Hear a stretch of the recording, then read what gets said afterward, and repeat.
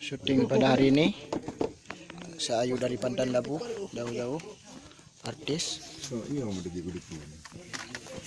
Muksal, abang terganteng dalam film Laga Kolosal dan termanis. Adun jelas kedua. Empat Kayanti kitanya sama-sama.